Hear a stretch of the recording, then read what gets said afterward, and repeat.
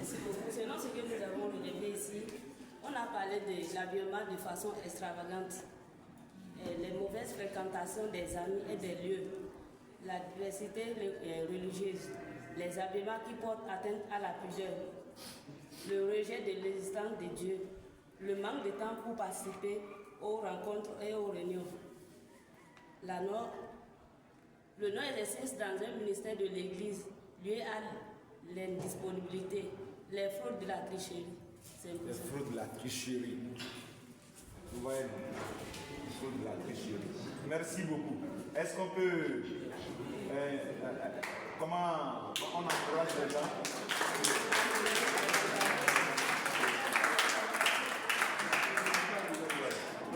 Merci beaucoup. Parce que vous n'avez jamais eu l'occasion de vous retrouver comme ça pour relever ces problèmes-là. Vous ne voyez pas que c'est important et c'est nécessaire de le faire. Hein? Je vous encourage à faire une liste, hein? Et à vous retrouver dans un creuset, même si c'est une fois et par semestre, que vous puissiez le faire. Jésus a dit là, vous êtes réunis en son nom qu'il est au milieu de vous. Et ne serait-ce que relever les mêmes choses chaque fois, à chaque rencontre, et parler par rapport à ça, il est là et il entend. Puisqu'il a fait l'expérience de la nature humaine, donc il comprend mieux et puis il est plus sensible à ces choses-là. Et il vous soutiendra davantage. Ah. Donc quand on cherche bac, on vient aller sur le campus. Voilà le problème dans lequel on va rentrer encore là-bas. Maintenant on cherche travail, on trouve travail. Quels sont les problèmes dans lesquels on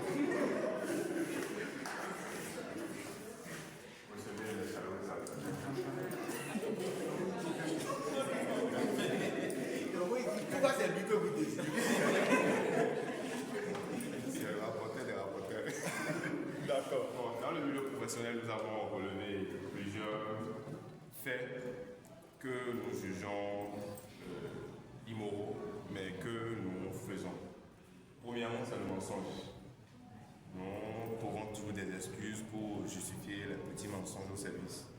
Nous disons que ce ne sont que de petits mensonges, donc ça peut passer. À part les petits mensonges, nous avons les détournements. Les détournements. Voilà.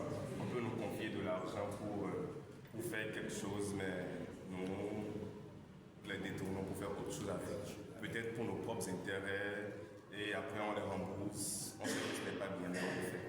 En dehors du détournement, nous avons trouvé la corruption. La corruption. Et ça se passe partout. Partout. Dresser la patte au patron, histoire d'obtenir quelques grâces de sa part, et même des enseignants aussi ont dit qu'il y a aussi la corruption dans les collèges.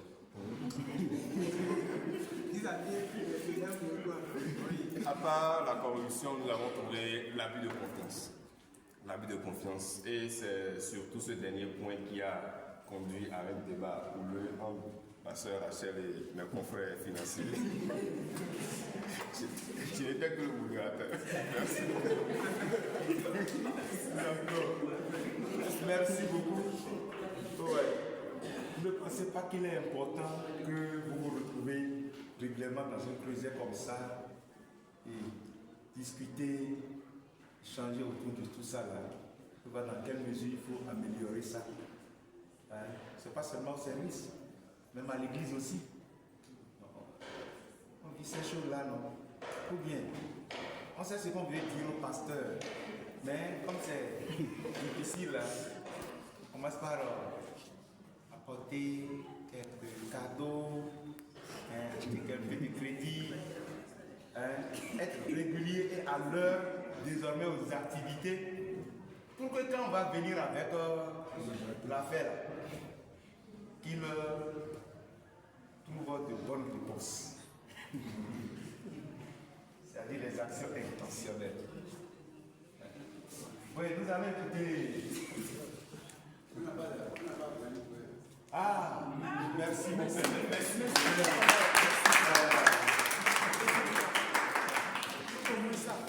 Merci. Ouais. Vous allez comprendre quelque chose tout à l'heure, oui.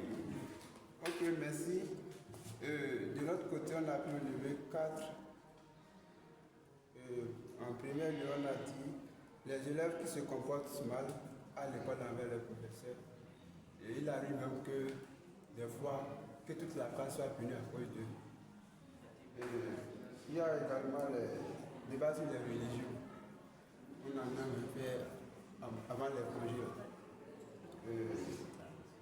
La tricherie, c'est pas demander, mais en fait, en pleine interrogation ou bien en plein devoir, vous êtes en train de composer. Toi, tu connais la réponse, mais ton ami à côté ne connaît pas. Il ne connaît pas. Il demande. Il a dit, on vous donnera.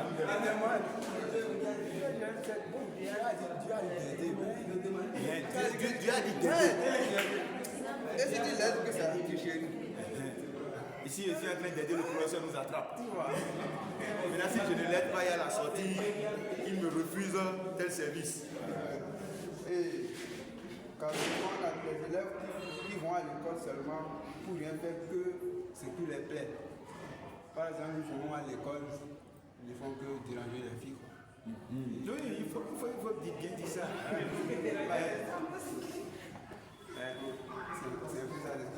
Et quand pendant la récréation on vient acheter et que c'est la fille aux grosses vestes qui est devant et on veut vendre pour moi juste pour frotter un peu les juste pour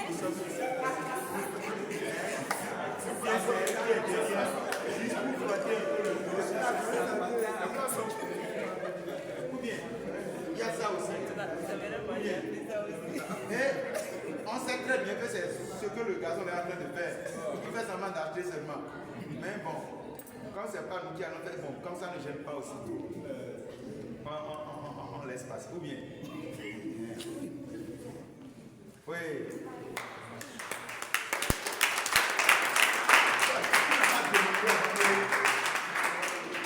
Parce qu'on a dit que il a demandé que tu allais dessus.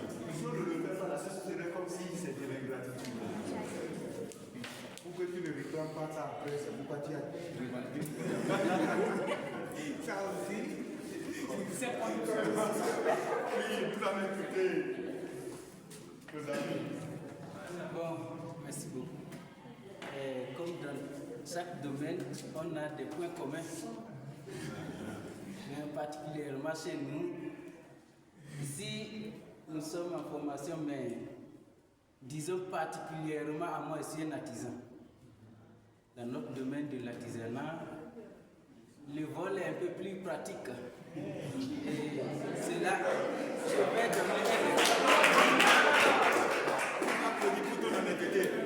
vais donner un exemple. Lorsque la sœur Rachel, par exemple, m'amène un pagne et demi, mais là, je peux, et si j'aimerais avoir exactement ce pagne-là aussi, je lui dirais d'apporter 2 et demi. Je garde un en réserve. Et cela, je vais aussi en avoir. Bon, les couturiers, lorsqu'on donne les uniformes à l'église, d'habitude, ils n'achètent pas. Mais bon, on compte quand même. Et là, on dira que c'est faux. Et le faux programme aussi. Allô, mon tailleur, c'est prêt? Ah, il reste seulement les boutons. C'est lorsqu'il sera achevé, bon, cela aussi, bon, on dira que c'est manque d'honnêteté. Et lorsque le client aussi va nous amener une modèle de l'habillement qu'il veut ou qu'elle veut, elle donne le prix qu'elle peut donner. Bon, elle nous dit le prix qu'elle peut donner, mais vu que le prix ne nous arrange pas, on va diminuer le nombre de fournitures à utiliser. Et c'est là, du peur que le client nous quitte, on va faire l'habillement, même si ça ne se ressemble pas exactement, parce qu'on ne peut pas utiliser 5 000 à la place de 2 500. Mais on ne veut pas perdre le client. Bon, c'est là, bon, même s'il faut mettre doublure, on va faire quelque chose comme doublure, mais...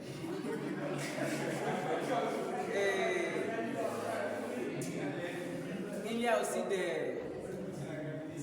Bon, ceux qui font l'assistance sociale, assistance sociale.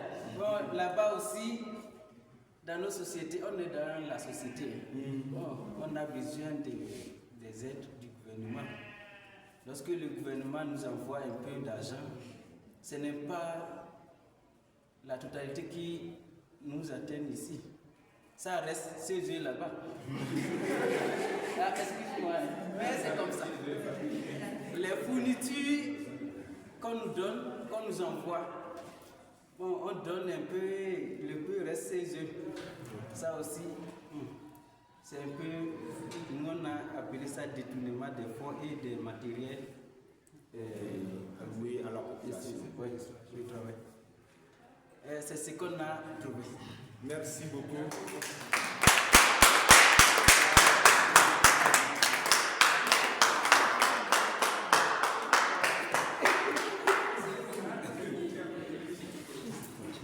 Donc, en réalité, nous sommes conscients d'une chose. Il y a des choses que nous vivons, que nous pratiquons, et dont nous-mêmes nous sommes conscients que ça ne marche pas avec notre foi. Nous sommes conscients que ça ne marche pas avec. Et c'est la société qui est comme ça. C'est de cette société que Dieu nous a appelés pour former son Église, l'Ecclésia, n'est-ce pas? Nous allons tenir compte de ces réalités. La question qui nous réunit, c'est comment atteindre nos objectifs sans pour autant continuer à faire tout ce que nous venons de citer. Donc, on va enlever l'expression sans compromettre notre foi, et dire comment nous allons atteindre notre objectif sans faire ou bien sans continuer dans tout ce que nous venons de citer.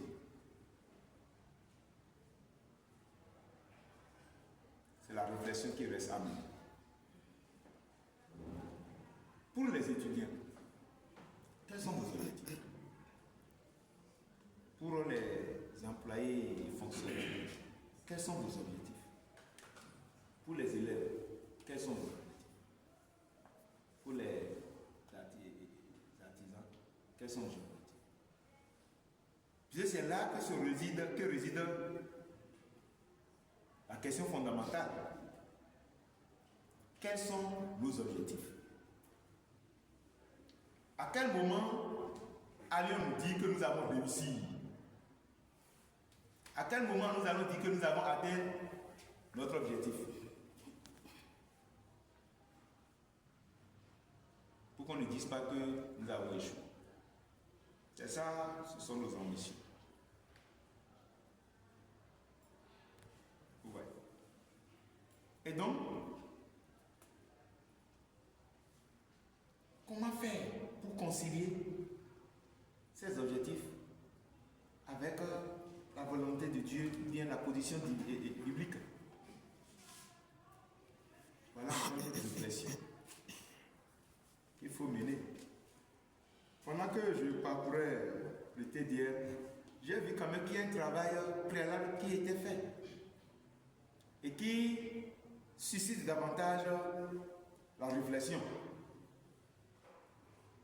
Ça suscite davantage la réflexion. Plus on évolue, plus la réflexion est suscitée. Maintenant, on ne va pas quand même quitter, nous isoler de la société. La société a ses réalités et Dieu aussi a ses réalités et ses principes encore dont il faut tenir compte. 2 Timothée 3, 16 à 17. Qui a ça en tête?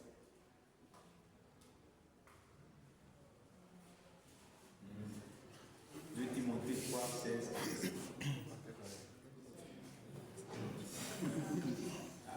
Personne n'a ça en tête? Vous avez la Bible? Si vous avez la Bible, le premier verset à apprendre est 2 Timothée 3, 16 à 17. C'est Jean 3, 16, non, on a commencé. Jean 3, 16 là. Jean 3, 16, c'est une explication de ce qui vous a amené à être chrétien.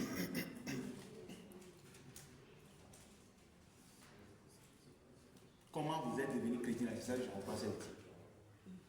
Mais étant chrétien, la Bible ce n'est pas pour les païens. La Bible c'est quoi? La parole de Dieu. Dieu ne parle qu'à ses enfants. Pas pour les païens. Maintenant, pourquoi Dieu a-t-il laissé sa parole? La raison d'être de la Bible. 2 Timothée 3, 16 à 17. Quelqu'un a trouvé ça? Oui. Oui.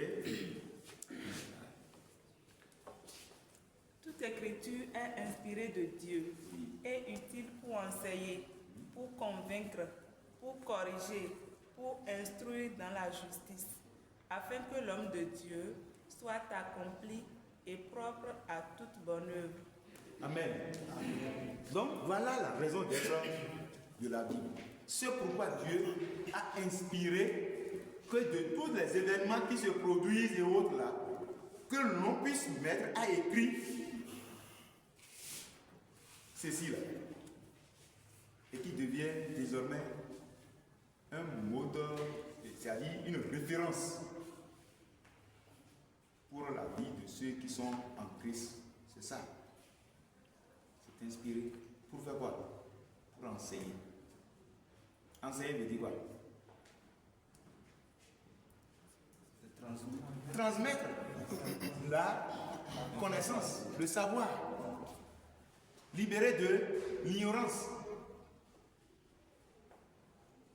D'accord? Enseigner et convaincre. On convainc qui? Celui qui est dans l'erreur. J'aime plus écouter mes universitaires parce que ce sont eux qui sont au rôle du savoir.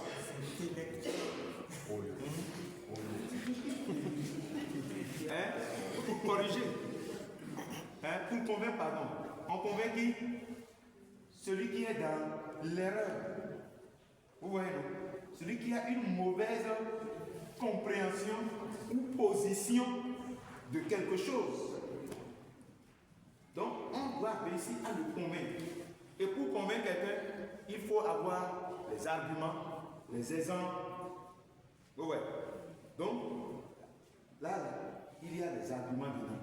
Et il y a des personnes dont l'histoire de vie sont des exemples. Soit pour montrer qu'ils se sont mal comportés et ils ont terminé comme ceci. Soit pour montrer qu'ils ont bien fait ceci et puis ils ont eu telle chose. Ensuite, pour corriger. On corrige qui?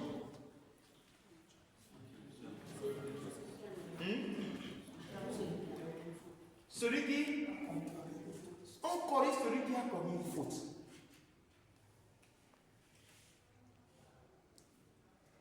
Et le sage dit dans Proverbe, je crois Proverbe 23, 13 à 14. Vous n'avez pas ça en tête? Vous n'avez pas... je crois que normalement, c'est ceux qui sont ici qui doivent bien avoir ces proverbes, ces textes-là, ces versets-là en tête. Proverbe 23, 13 à 14. N'épargne pas la correction à l'enfant. N'épargne pas la correction à l'enfant. Comment il dit de corriger l'enfant? Si tu le frappes de la veille, Vous avez entendu? il n'aura. Si tu le frappes de la veille, c'est-à-dire si tu prends son bâton là, et que tu lui donnes ça correctement, est-ce qu'il va mourir? Il ne mourra point. Le verset 14 dit quoi? En le frappant de la veille, Au contraire, en le frappant avec le bâton là, tu délivres son âme du séjour des morts. tu délivres son âme du séjour des morts. Celui qui est en faute là, son âme est dans le séjour des morts. Quand tu prends la veille, tu le crois bien, il saute, l'âme la saute de là-bas pour revenir à la vie. Elle ressuscite. Vous comprenez? Et donc c'est celui qu'on corrige ça. Et Dieu dit de ne pas épargner ça à l'enfant. Parce que l'enfant c'est dupe. L'enfant n'est pas responsable. Vous comprenez? L'enfant n'est pas responsable. Donc ceux qui grondent les mamans surtout à la maison. Hein? Non. Après tout, j'ai déjà 18 ans. Je suis à l'université. Il faudrait que tu t'assoies là-bas avec les vieux barbus. Cela ne fait pas de toi vieux barbu. Il faudrait que tu t'assoies là-bas avec les papas et maman. Ne fais pas de toi papa, maman. Ma fille, après son bac à 14 ans, passe l'école et puis il dit, ah, il y a maman, l'autre là, qui est dans ma classe.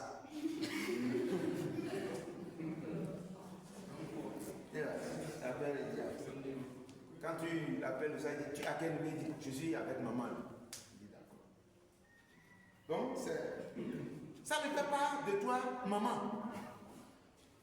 Parce qu'on fait souvent cette confusion.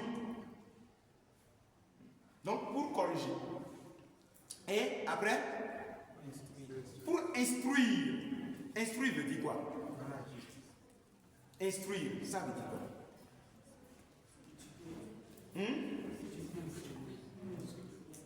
Non. Donner les directives. Instruire. Orienter.